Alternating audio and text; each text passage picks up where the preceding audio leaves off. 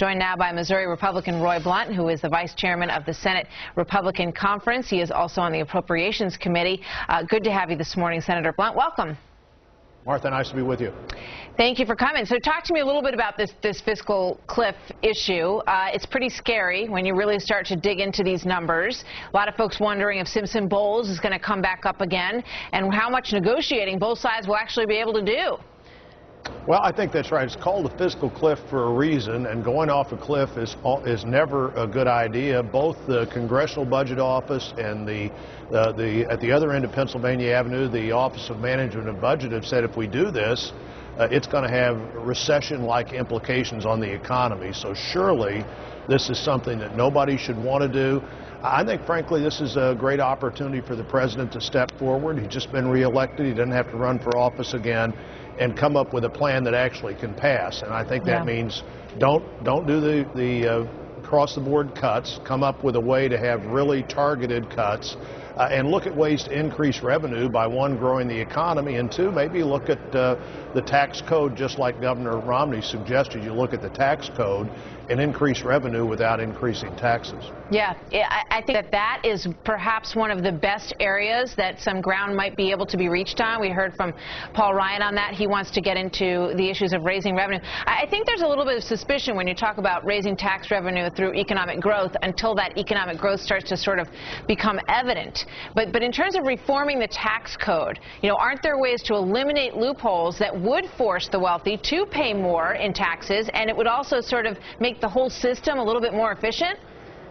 Well, I think any time you make the tax code simpler and fairer, that's a good thing. If you can do that, this is one of the things we ought to be looking at.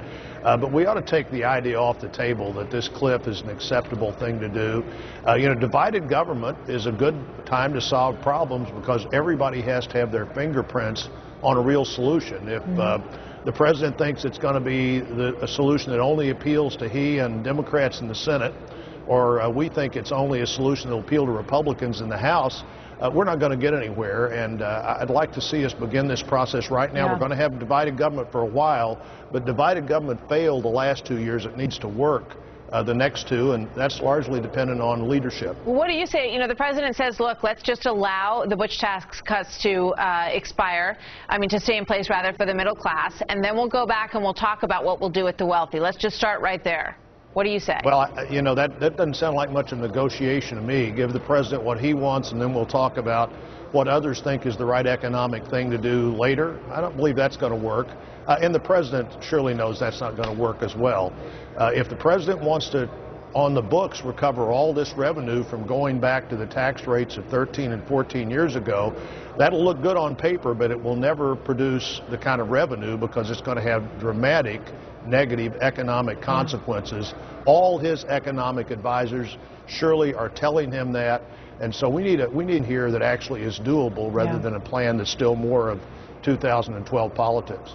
Senator Blunt, you've been around Washington and Capitol Hill a long time, and before I let you go, I do want to get your thoughts on what you hope will happen with regards to the General Petraeus and now the General Allen situation. Do you expect that General Petraeus will testify in front of Congress, and what about Eric Holder in terms of what he knew? Well, I'm on the Intelligence Committee in the Senate. We're going to meet today, and I think we're going to meet again later this week. I don't know if General Petraeus will be part of either one of those meetings, but I think he does need to come forward and testify, tell us what he knows. I saw our chairman of our committee, Dianne Feinstein, just yesterday was concerned that the report that General Petraeus was prepared to make is not being released to even the intelligence committees. We need to see that report. In all likelihood, we need to talk to General Petraeus and find out what he knows and what was going on while he was director as it relates not to his personal activities as much as it relates to our national security activities. Just one more quick question for you. Why would that be? General Petraeus traveled as the head of the CIA to Benghazi to investigate that. He came back with a report. Isn't it customary that that report would be released almost right away? And why would it not be released? Well, I don't think it's customary that it be released to everybody right away, but I believe it is customary that it be released to the House and Senate Intelligence Committees. That's why those committees were set up. This is a system that's almost 40 years old now, and it's always worked because every administration understood that they had to tell these selected members of Congress what it is that they know and when they knew it and what they think and when they thought it. And we have those meetings 2 and 3 times every week. There's no reason this report shouldn't be part of that discussion, and sooner rather than later. I agree with Dianne Feinstein, pretty hard to come up with any legitimate reason not to know what General Petraeus learned when he was in Libya. Yeah, so Congress would like to see his report and also to see him testify. We will see. Senator Blunt, thank you very much. Hope to see you soon.